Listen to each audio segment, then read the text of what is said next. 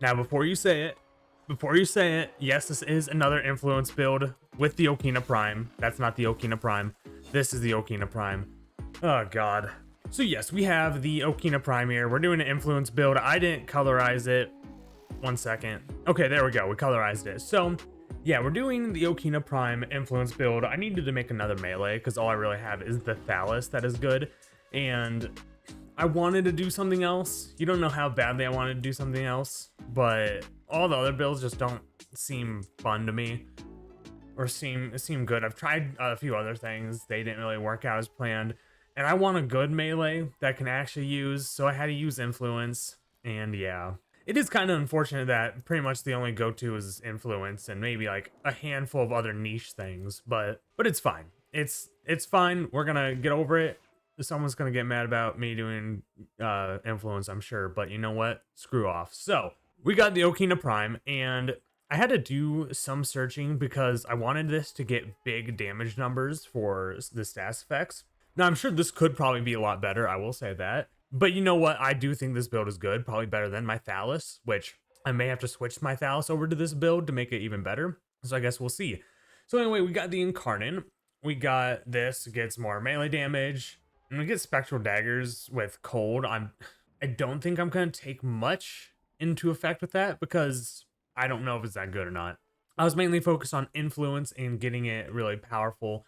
So maybe one day I might try a cold version of this. I don't know. We're really focusing on the 100% melee damage. And then Evolution 2, I could choose from increased base damage by plus 20. And then I get more slash status crap. I could go with that. Or I could get stash damage, which I felt that was way more appealing. So I went with that. Now, slash might be totally overpowered. I'm not sure. Maybe they would be good with Necros. I don't know. But I went with this one. Out of these ones, I went with range because I didn't want to use a range mod because I almost did. But the way I built it, I didn't want to use range mod. So we have range. Combo timer pauses when weapon is holstered. That could also be good. I thought about doing that.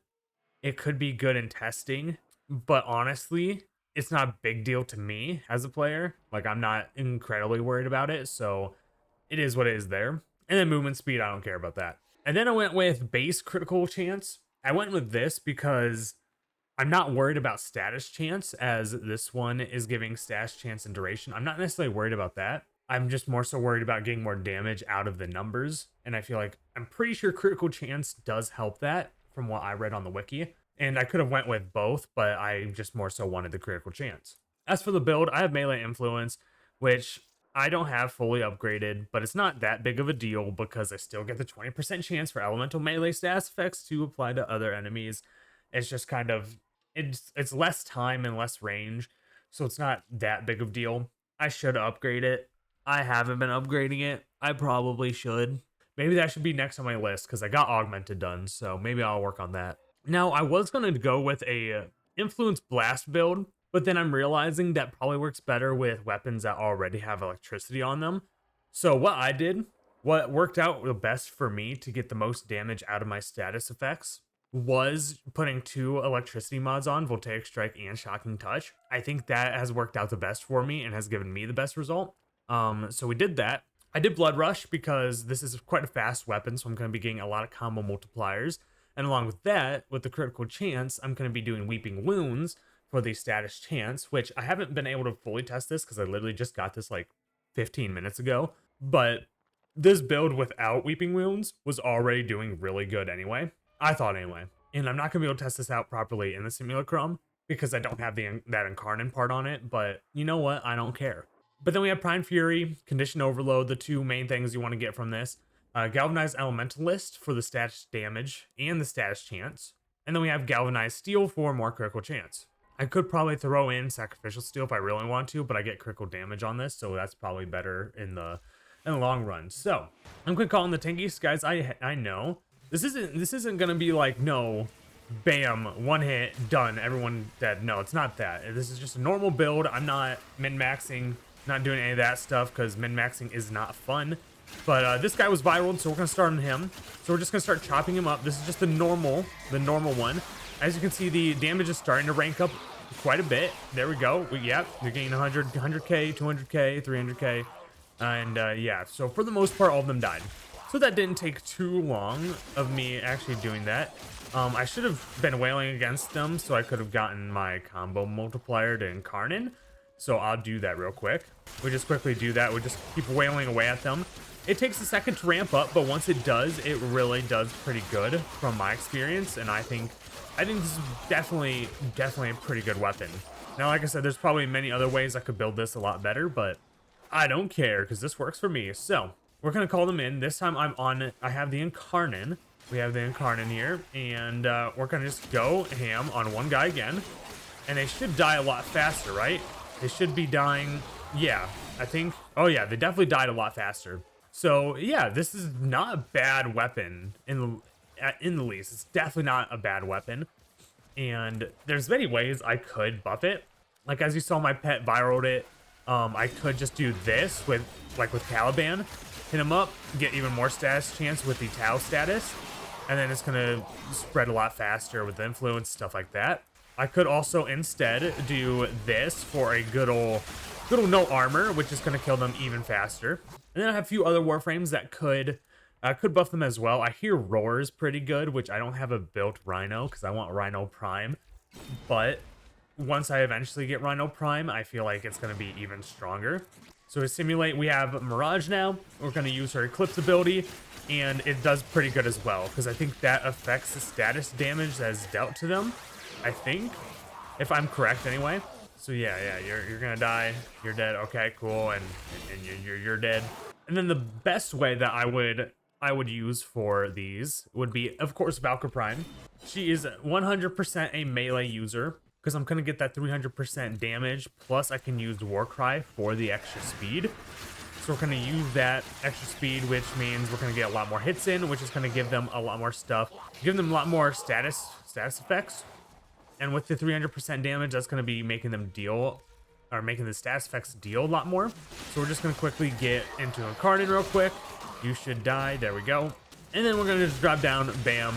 Should be quite easy. And they're all dead. So this does pretty damn good. If I had influence all the way up, I'm sure I'd be doing amazingly. But yeah, that's the Okina Prime. I think I'm really excited to have this because I've been wanting something different than the Phallus, which I should plop this build on the Phallus if I can. So anyway, I'm gonna try this out. I might not try this out with Valkyr, just because Valkyr isn't a good way to show what it would actually do without many buffs. So we're gonna test this out with Caliban. Okay, so we're on Lua, my favorite spot to actually do this testing. We're gonna quickly kill these guys. Like I said, I'm not gonna use my Valkyr because that is gonna buff this up quite a bit, and I kind of do know what it feels like already. I just want to show what it's like to use on a character that's not really going to buff things. I will be using my Conquerless just to keep up my shield so I do not die, so I don't embarrass myself like I do most build videos. And we're just gonna go at it. We're just gonna attack, get our blood rush up, and go about our day. As you can see, these guys are dying somewhat fast. It takes a little while to ramp up, I'm sure, but as we get going, and once we have our Incarnon now, we're going to be killing them at a much faster pace. I realize with this gun, or this weapon, I may not get a lot of big numbers that I may do with Valkyr's Claws, but I get a bunch of smaller, somewhat big numbers that is going to pretty much kill everything. Now, it's not really showing the best because all the enemies aren't wanting to show up. They're wanting to be over here. But if you even kind of just look at the minimap every once in a while when there's a bunch of enemies around, you can see a bunch of them just kind of dying in the vicinity. And as blood rush goes up and all that kind of stuff, you kind of just get more and more damage. So it just makes it easier. And this is what makes me think this is a pretty good build because it works. It works for me. It works better than what my Phallus did. I mean, my Phallus could get there.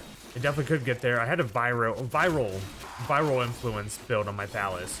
But then realizing that why would I need viral on another weapon when I already have like things like the Epitaph, or I could use the Atamos for viraling, or I have my Panzer. Like, why would I need to put viral on my melee weapon? I don't understand that. Plus, anyway, I don't see myself using much melee unless it comes to Valkyr, if I'm gonna be completely honest. So yeah, but things are dying at quite a good pace. I have about 200 kills, and it's only almost been 2 minutes, so about 100 kills a minute, not bad. And like I said, keep in mind, we can always buff this to make it even better. And if this is working out quite well for me, then it's obviously going to be doing something right. So yeah, I definitely like this build. And I should mention it, I did not use Tennokai because I am not a heavy attack user. I really don't want to use heavy attacks because they can be so slow, and it's just not my style of gameplay.